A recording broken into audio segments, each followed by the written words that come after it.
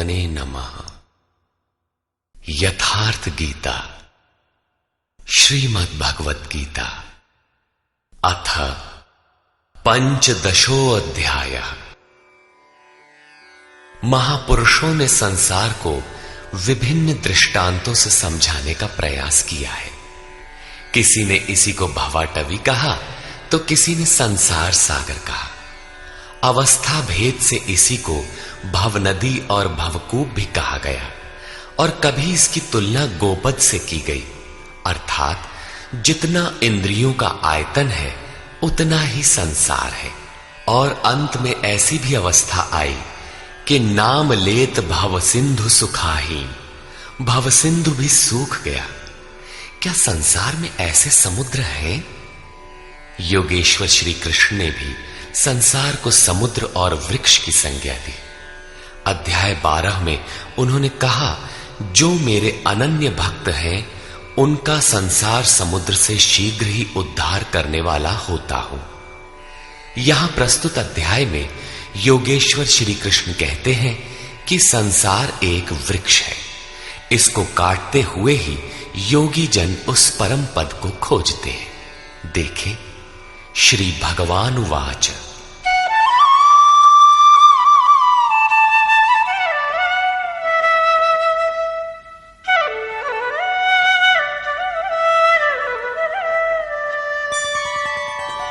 ऊर्ध्वमूलमधः शाखम् अश्वत्थं प्राहुरव्ययम् छन्दांसि यस्य पर्णानि यस्तं वेद स वेदवित्। अर्जुन, ऊर्ध्व मूलम, ऊपर को परमात्मा ही जिसका मूल है, अधः शाखम, नीचे प्रकृति ही जिसकी शाखाएं हैं, ऐसे संसार रूपी पीपल के वृक्ष को अविनाशी कहते हैं। वृक्ष तो अश्व अर्थात कल तक भी रहने वाला नहीं, जब चाहे कट जाए, किंतु है अविनाशी। श्री कृष्ण के अनुसार अविनाशी दो हैं, एक संसार रूपी वृक्ष अविनाशी और दूसरा उससे भी परे परम अविनाशी। वेद इस अविनाशी संसार विटप के पत्ते कहे गए हैं। जो पुरुष इस संसार रूपी वृक्ष को अर्थात देखते हुए विदित कर लेता है वो वेद का ज्ञाता है। जिसने उस संसार वृक्ष को जाना है उसने वेद को जाना है, न कि ग्रंथ पढ़ने वाला। पुस्तक पढ़ने में तो उधर बढ़ने की प्रेरणा मात्र मिलती है, पत्तों के स्थान पर वेद की क्या आवश्यकता है। वस्तुतः पुरुष भटकते भटकते जिस अंतिम कोपल अर्थात अंतिम जन्म को लेता है, वहीं से वेद के वे छंद अर्थात जो कल्याण का सृजन करते हैं वहीं से प्रेरणा देते हैं, वहीं से उनका उपयोग है, वहीं से भटकाव समाप्त हो जाता है, वो स्वरूप की ओर घूम जाता है। तथा अधश्चोर्ध्वं प्रसृतास्तस्य शाखा गुणप्रवृद्धा विषयप्रवाला अधश्च मूलान्यनुसन्ततानि कर्मानुबन्धीनि मनुष्यलोके। उस संसार वृक्ष की तीनों गुणों के द्वारा बढ़ी हुई विषय और भोग रूप कोपलों वाली शाखाएं नीचे और ऊपर सर्वत्र फैली हुई है। नीचे की ओर कीट पतंग पर्यंत और ऊपर देव भाव से लेकर ब्रह्मा पर्यंत सर्वत्र फैली हुई है, तथा केवल मनुष्य योनि में कर्मों के अनुसार बांधने वाली है। अन्य सभी योनियां भोग भोगने के लिए है। मनुष्य योनि ही कर्मों के अनुसार बंधन तैयार करती है।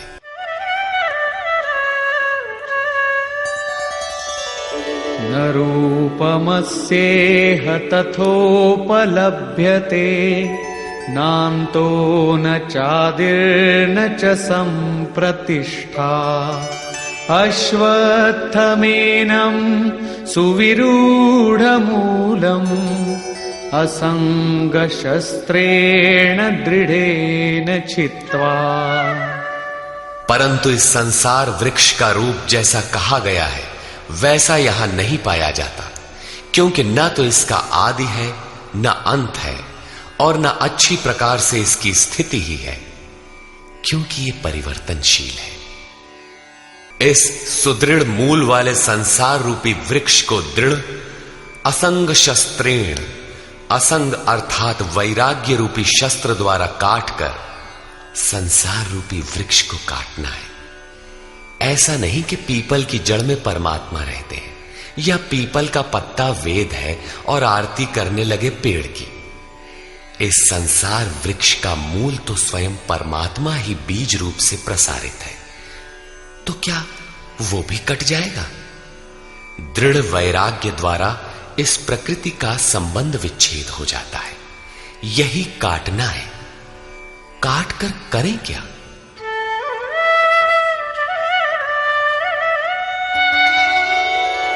ततः पदं तत्परिमार्गितव्यम् यस्मिन् गता न निवर्तन्ति भूयः तमेव चाद्यं पुरुषं प्रपद्ये यतः प्रवृत्ति प्रसृता पुराणी। दृढ़ वैराग्य द्वारा संसार विटप को काटने के उपरांत उस परम पद परमेश्वर को अच्छी प्रकार खोजना चाहिए, जिसमें गए हुए पुरुष फिर पीछे संसार में नहीं आते, अर्थात पूर्ण निवृत्ति प्राप्त कर लेते हैं। किंतु उसकी खोज किस प्रकार संभव है? योगेश्वर कहते हैं इसके लिए समर्पण आवश्यक है। जिस परमेश्वर से पुरातन संसार वृक्ष की प्रवृत्ति विस्तार को प्राप्त हुई है, उसी आदि पुरुष परमात्मा की मैं शरण हूं, अर्थात उनकी शरण गए बिना वृक्ष मिटेगा नहीं। अब शरण में गया हुआ वैराग्य में स्थित पुरुष कैसे समझे कि वृक्ष कट गया? उसकी पहचान क्या है? इस पर कहते हैं निर्माण मोहाजित संग दोषा अध्यात्म नित्या विनिवृत्त कामा द्वंद्वैर्विमुक्ता सुख दुःख संज्ञैर् गच्छन्त्यमूढ़ा पदमव्ययम् तत्। उपर्युक्त प्रकार के समर्पण से जिसका मोह और मान नष्ट हो गया है, आसक्ति रूपी संग दोष जिन्होंने जीत लिया है, अध्यात्म नित्या परमात्मा के स्वरूप में जिनकी निरंतर स्थिति है, जिनकी कामनाएं विशेष रूप से निवृत्त हो गई हैं और सुख दुख के द्वंद्वों से विमुक्त हुए ज्ञानी जन उस अविनाशी परम पद को प्राप्त होते हैं। जब तक ये अवस्था नहीं आती तब तक संसार वृक्ष नहीं कटता। यहां तक वैराग्य की आवश्यकता रहती है। उस परम पद का क्या स्वरूप है जिसे पाते हैं? न तद्भासयते सूर्यो न शशांको न पावकः यद्गत्वा न निवर्तन्ते तद्धाम परमं मम। उस परम पद को न सूर्य न चंद्रमा और न अग्नि ही प्रकाशित कर पाते हैं। जिस परम पद को प्राप्त कर मनुष्य पीछे संसार में नहीं आते हैं, वही मेरा परम धाम है, अर्थात उनका पुनर्जन्म नहीं होता। इस पद की प्राप्ति में सबका समान अधिकार है। इस पर कहते हैं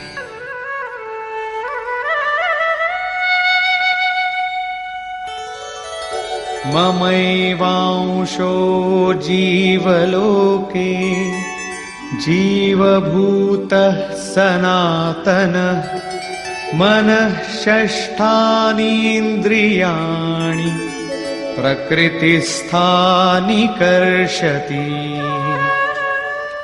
जीवलोके अर्थात इस देह में, अर्थात शरीर ही लोक है। ये जीवात्मा मेरा ही सनातन अंश है और वही इन त्रिगुणमयी माया में स्थित हुई मन सहित पांचों इंद्रियों को आकर्षित करता है। भला कैसे? शरीरं यदवाप्नोति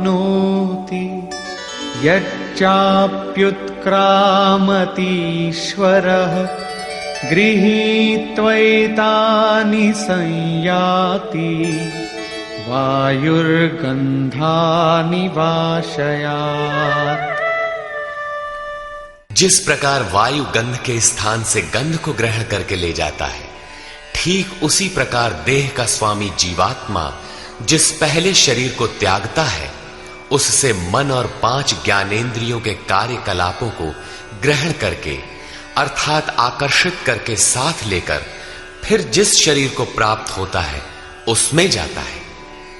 जब अगला शरीर तत्काल निश्चित है तो आटे का पिंड बनाकर किसे पहुंचाते हो?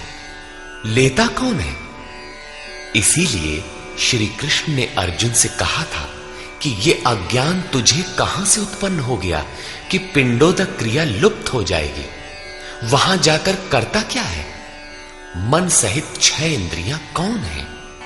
श्रोत्रं चक्षुः स्पर्शनं च रसनं घ्राणमेव च अधिष्ठाय मनश्चायं विषयानुपसेवते।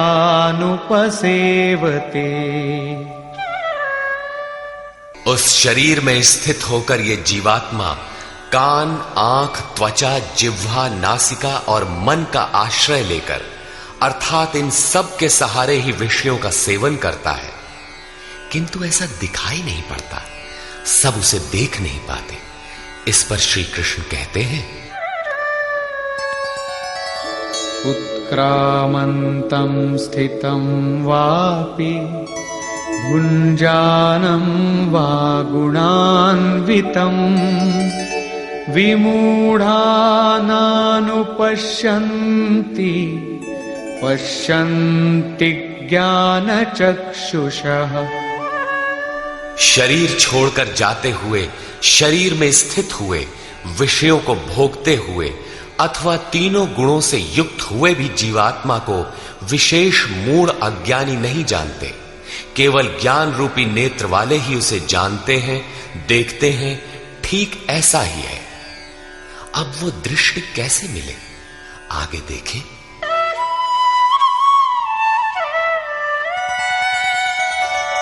यतन्तो योगिनश्चैनं पश्यन्त्यात्मन्यवस्थितं यतन्तोऽप्यकृतात्मानो नैनं पश्यन्त्यचेतसः। योगी जन अपने हृदय में चित्त को सब ओर से समेट इस आत्मा को यत्न करते हुए ही प्रत्यक्ष देखते हैं, किंतु अकृतार्थ आत्मा वाले अर्थात मलिन अंतःकरण वाले अज्ञानी जन यत्न करते हुए भी इस आत्मा को नहीं जानते, क्योंकि उनका अंतःकरण बाह्य प्रवृत्तियों में अभी बिखरा है। चित्त को सब ओर से समेटकर अंतरात्मा में यत्न करने वाले भाविक जन ही उसे पाने के योग्य होते हैं। अतः अंतःकरण से सतत सुमिरण आवश्यक है। अब उन महापुरुषों के स्वरूप में जो विभूतियां पाई जाती हैं, जो पीछे बता भी आए हैं, उन पर प्रकाश डालते हैं।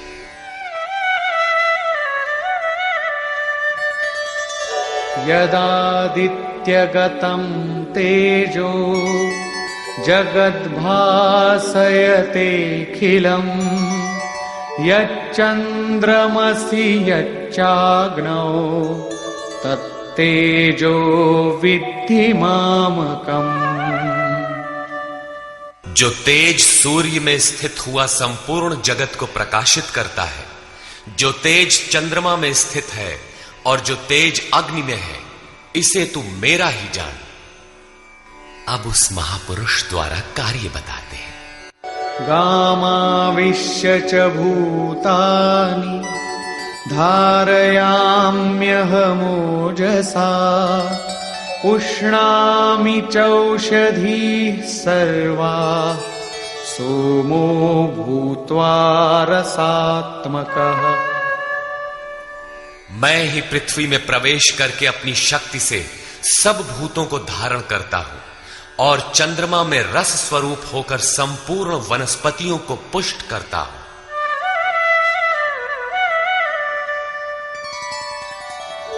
अहं वैश्वानरो भूत्वा प्राणिनां देहमाश्रितः प्राणापानसमायुक्तः पचाम्यन्नं चतुर्विधम्। मैं ही प्राणियों के शरीर में अग्नि रूप से स्थित होकर प्राण और अपान से युक्त हुआ 4 प्रकार के अन्नों को पचाता हूं। अध्याय 4 में स्वयं योगेश्वर श्री कृष्ण ने इंद्रियाग्नि, संयमाग्नि, योगाग्नि, प्राण अपानाग्नि, ब्रह्माग्नि इत्यादि 13-14 अग्नियों का उल्लेख किया, जिनमें सबका परिणाम ज्ञान है। ज्ञान ही अग्नि है। श्री कृष्ण कहते हैं, ऐसा अग्नि स्वरूप होकर प्राण और अपान से युक्त 4 विधियों से, अर्थात जप सदैव श्वास प्रश्वास से होता है, उसकी 4 विधियां बैखरी, मध्यमा, पश्यंती और परा है। इन 4 विधियों से तैयार होने वाले अन्नों को मैं ही पचाता हूं।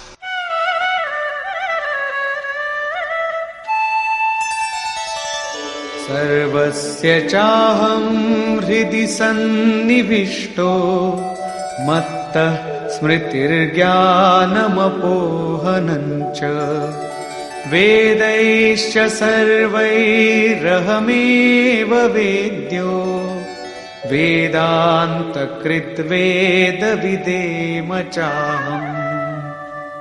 मैं ही सब प्राणियों के हृदय में अंतर्यामी रूप से स्थित हूं। मुझसे ही स्वरूप की स्मृति होती है। स्मृति के साथ ही ज्ञान अर्थात साक्षात्कार और अपोहनम अर्थात बाधाओं का शमन मुझ इष्ट से ही होता है। सब वेदों द्वारा मैं ही जानने योग्य हूं। वेदांत का कर्ता अर्थात वेदस्य अंतः सह वेदांत, वेद की अंतिम स्थिति का कर्ता मैं ही हूं और वेदविद भी मैं ही हूं अर्थात वेद का ज्ञाता। अध्याय के आरंभ में उन्होंने कहा था कि संसार वृक्ष है, ऊपर परमात्मा मूल और नीचे प्रकृति पर्यंत शाखाएं हैं। जो इस मूल से प्रकृति का विभाजन करके जानता है, मूल से जानता है, वो वेदविद है। यहां कहते हैं कि मैं वेदविद हूं। उसे जो जानता है, श्री कृष्ण ने अपने को उनकी तुलना में खड़ा किया कि वो वेदविद है। मैं वेदविद हूं। श्री कृष्ण भी एक तत्वज्ञ महापुरुष, योगियों के भी परम योगी थे। यहां ये प्रश्न पूरा हुआ। अब बताते हैं कि संसार में पुरुष का स्वरूप 2 प्रकार का है। द्वाविमौ पुरुषौ लोके क्षरश्चाक्षर एव च क्षरः सर्वाणि भूतानि कूटस्थोऽक्षर उच्यते।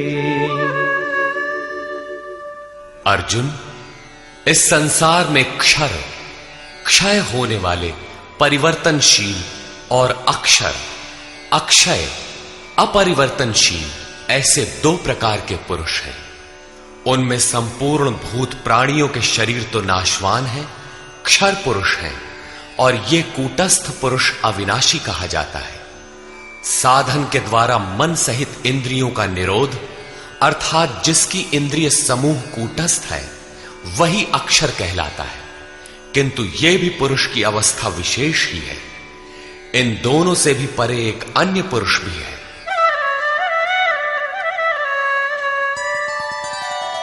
उत्तमः पुरुषस्त्वन्यः परमात्मेत्युदाहृतः यो लोकत्रयमाविश्य बिभर्त्य 'व्यय ईश्वरः। उन दोनों से अति उत्तम पुरुष तो अन्य ही है, जो तीनों लोकों में प्रवेश करके सबका धारण पोषण करता है। और अविनाशी परमात्मा ईश्वर ऐसे कहा गया है। परमात्मा अव्यक्त, अविनाशी, पुरुषोत्तम इत्यादि उसके परिचायक शब्द हैं। वस्तुतः ये अन्य ही है, अर्थात अनिर्वचनीय है। ये क्षर अक्षर से परे महापुरुष की अंतिम अवस्था है, जिसको परमात्मा इत्यादि शब्दों से इंगित किया गया है, किंतु वो अन्य है, अर्थात अनिर्वचनीय है। उसी स्थिति में योगेश्वर श्री कृष्ण अपना भी परिचय देते हैं, यथा यस्मात्क्षरमतीतोऽहम् अक्षरादपि चोत्तमः अतोऽस्मि लोके वेदे च प्रथितः पुरुषोत्तमः। उपर्युक्त नाशवान परिवर्तनशील क्षेत्र से सर्वथा अतीत हूं और अक्षर अविनाशी कूटस्थ पुरुष से भी उत्तम हूं, इसलिए लोक और वेद में पुरुषोत्तम नाम से प्रसिद्ध हूं।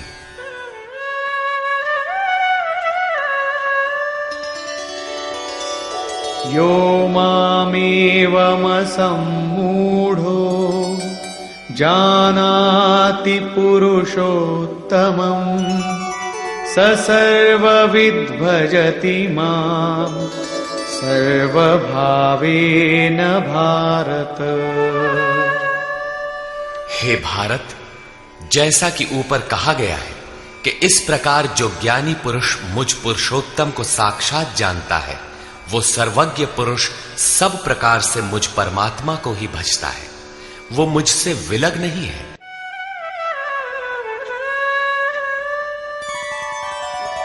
इति गुह्यतमं शास्त्रम् इदमुक्तं मया नघ एतद्बुद्ध्वा बुद्धिमान् स्यात् कृतकृत्यश्च भारत।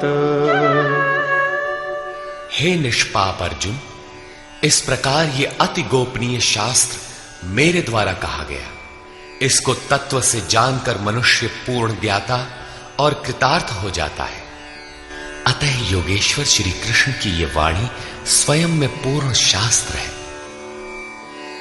श्री कृष्ण का ये रहस्य अत्यंत गुप्त था। उन्होंने केवल अनुरागियों से बताया। ये अधिकारी के लिए ही है। श्री कृष्ण का ये स्वरूप सबके लिए था भी नहीं। कोई उन्हें राजा, कोई दूत, तो कोई यादव ही मानता था, किंतु अधिकारी अर्जुन से उन्होंने कोई दुराव नहीं रखा। उसने पाया कि वो परम सत्य पुरुषोत्तम नहीं। दुराव रखते तो उसका कल्याण ही न होता। यही विशेषता प्राप्ति वाले प्रत्येक महापुरुष में पाई गई। रामकृष्ण परमहंस देव एक बार बहुत प्रसन्न थे। भक्तों ने पूछा, आज तो आप बहुत प्रसन्न हैं? बोले, आज मैं वो परमहंस हो गया। उनके समकालीन कोई अच्छे महापुरुष परमहंस थे, उनकी ओर संकेत किया। कुछ देर बाद वो मन क्रम वचन से विरक्ति की आशा से अपने पीछे लगे साधकों से बोले, देखो, अब तुम लोग संदेह न करना, मैं वही राम हूं जो त्रेता में हुए थे, वही कृष्ण हूं जो द्वापर में हुए थे। मैं उन्हीं की पवित्र आत्मा हूं, वही स्वरूप हूं। यदि पाना है तो मुझे देखो। ठीक इसी प्रकार पूज्य गुरु महाराज भी सबके सामने कहा करते थे, हो, हम भगवान के दूत हैं। जे सचहू का संत है वो भगवान का दूत है। हमारे द्वारा ही उनका संदेशा मिलता है।